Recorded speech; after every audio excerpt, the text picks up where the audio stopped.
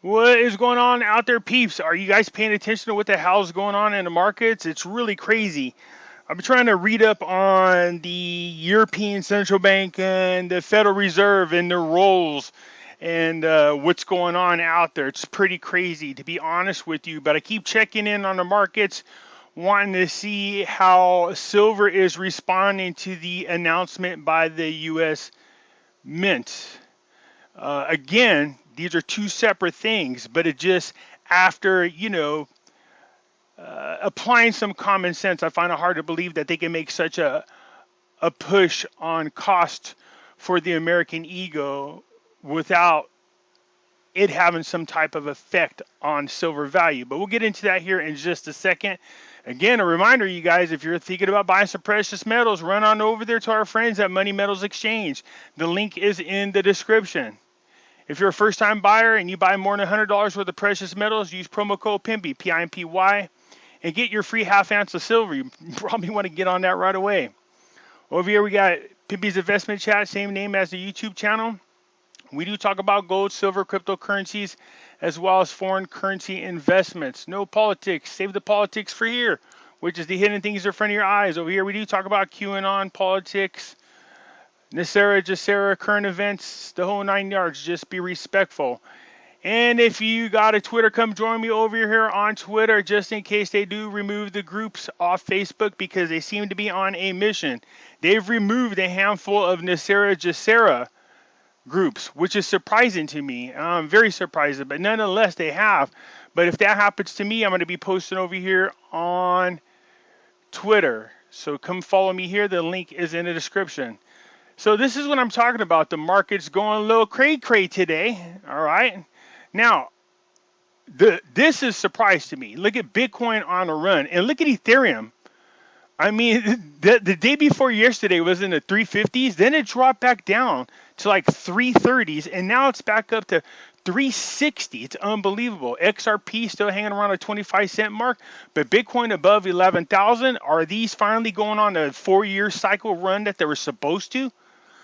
Okay, I don't want to jump any conclusions here, but I told you guys, I hope when you should have bought the other day. Look at this, now chain link, man. I freaking got rid of it.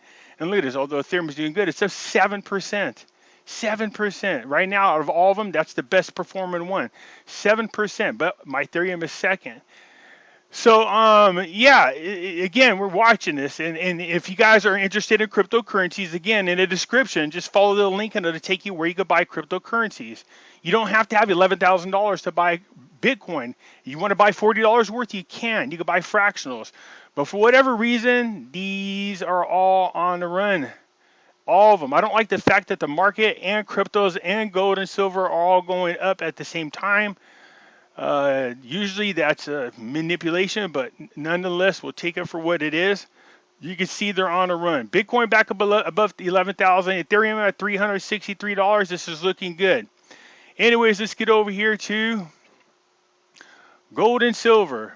Look at that, still rising. Gold at 1933.9, and now silver is above $25.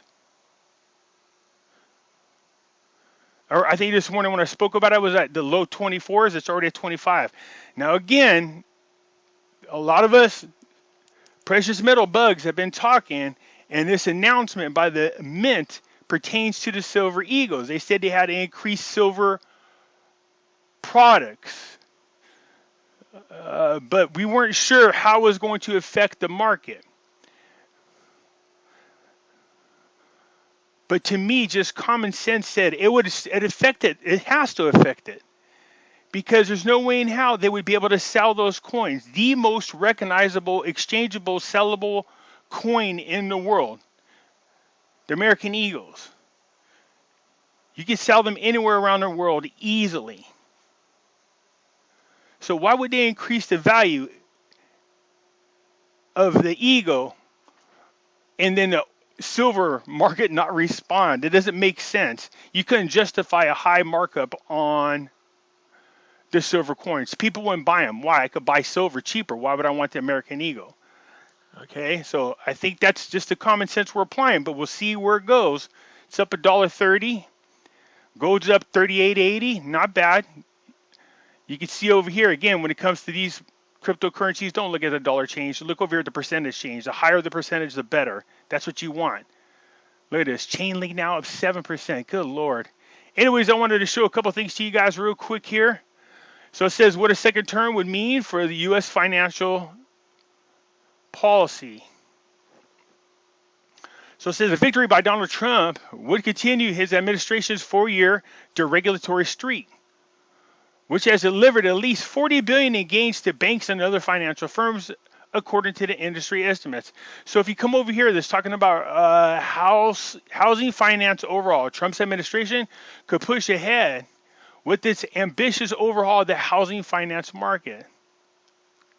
The Federal Housing Finance Agency has begun the fraught process of returning Fannie Mae and Freddie Mac, the government-sponsored enterprises that guarantee over half of the country's mortgages, to the private market.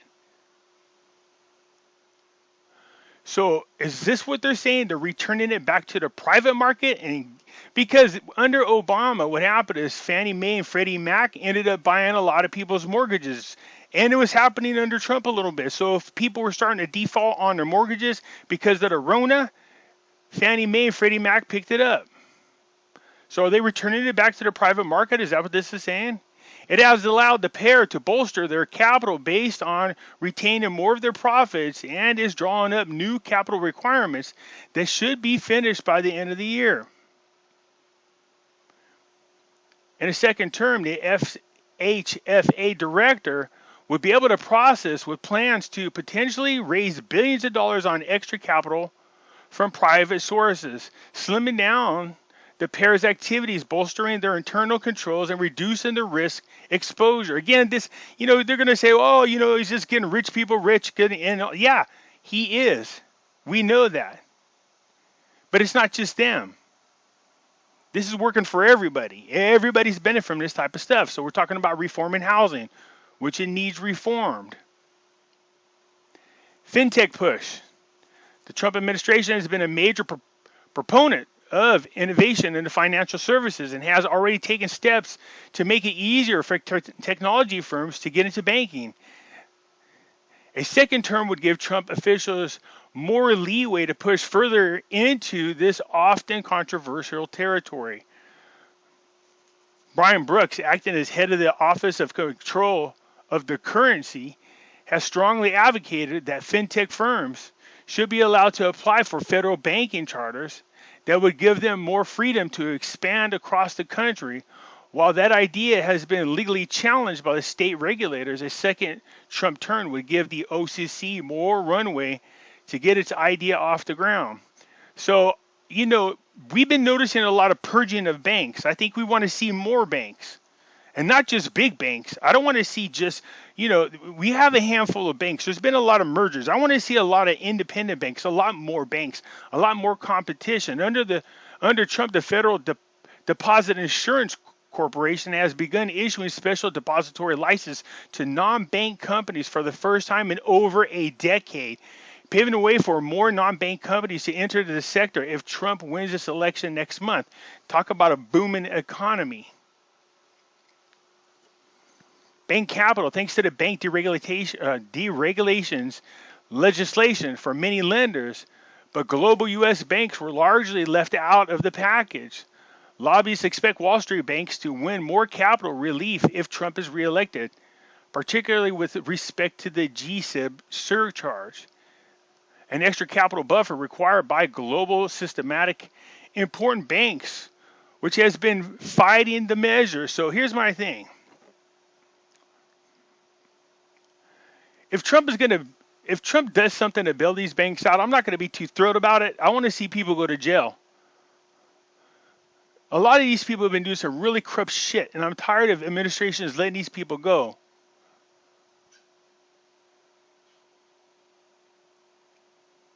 I want to see new laws put on the books that say if banks are caught manipulating the markets, fraudulently doing anything, that the fines are at least equal to the amount of profits they made off of whatever scam they had, and they lose their damn license.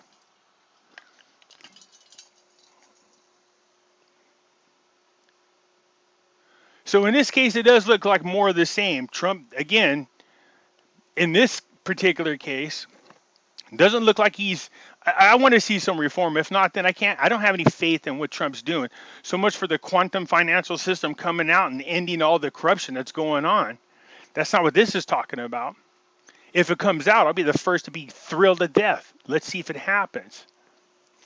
Capital market reform. Since a bill overhauling U.S. capital markets ruled stalled in 2018, Republican lawmakers and lobbyists have pushed the Securities and Exchange Commission to use its power to cut red tape and listed companies to make it easier to go private. For private companies, to go public. Now, this is good because this, again, allows a lot of growth in the economy. It allows, less than average means people to get involved in the stock market. But again, all these things look good on paper, sound good, but there's a lot of what ifs, and there's a lot of us who believe there's some other things getting ready to happen that this wouldn't make any difference. So we'll see, because I know Trump. So here's what's going on, just so you guys are aware. Why is Trump trying to kill the dollar? The dollar's too strong. So with all the debt and all this quantitative easing and all this money being produced, it has to be paid back. So see, the government's really slick. What they do is they use inflation and they devalue the dollar. And what that means is they're paying back more of the debt with less the value of the dollar. So in other words, you're paying the debt off with half the value of the money. Make sense? The dollar's still a dollar, but the value, the purchasing power has been lowered through inflation. So technically, the debt's being paid off with less money. Make sense?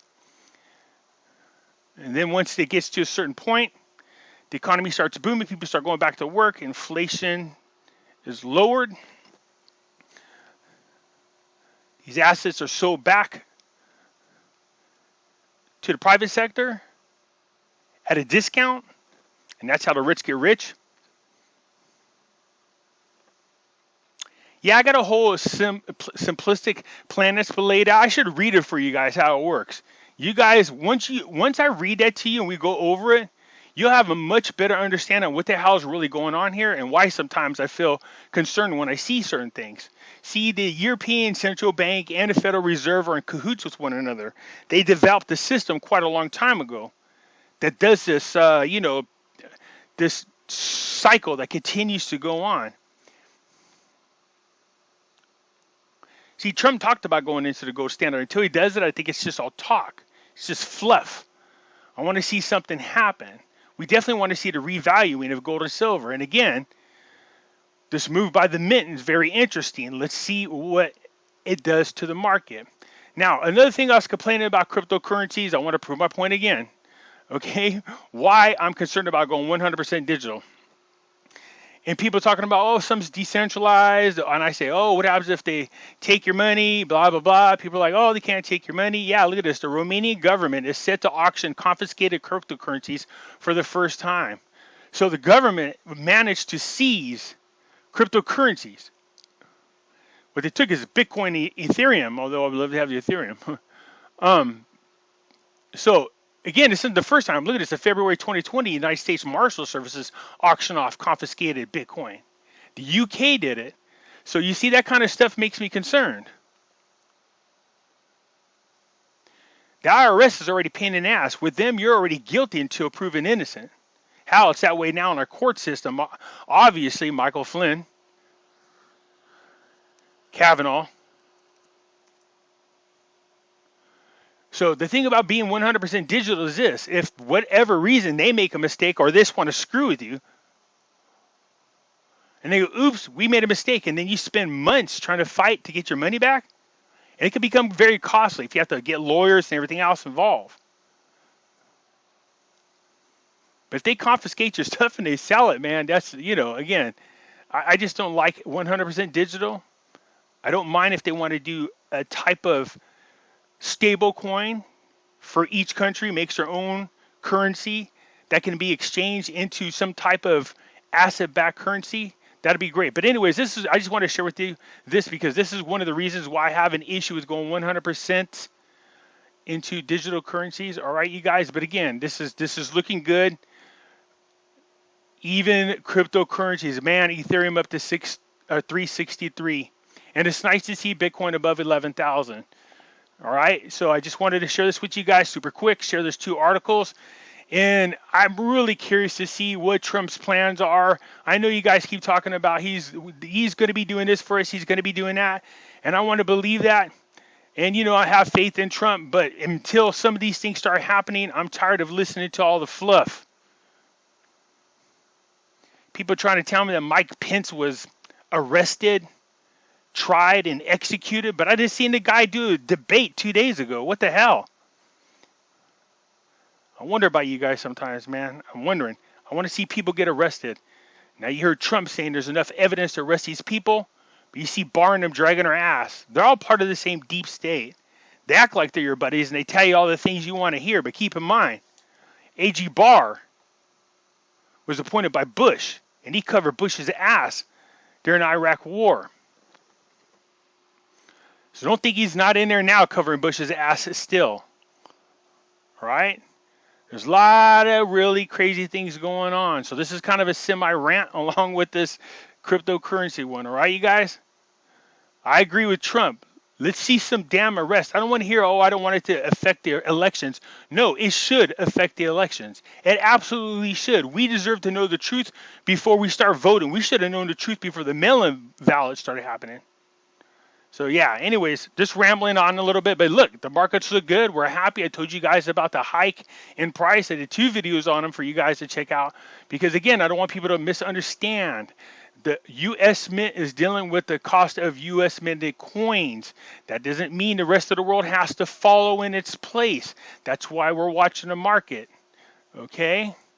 That's the one thing I wanted to get out there. But I just find it hard to believe that the U.S. Mint would go to that such an extreme and jump in value, risking turning buyers off for it being too high. I mean, again, so I'm liking this right now. It's looking real good, you guys. That's it for now. If you guys like the video, hit the thumbs up button. Keep an eye on cryptocurrencies. It's looking good. You guys should be doing the Pimpy dance, the Pimpy dance. All right, you guys, that's it for now. If you're not a subscriber, please do so, because we do help out the channel, and I surely do appreciate it. I'll catch you later.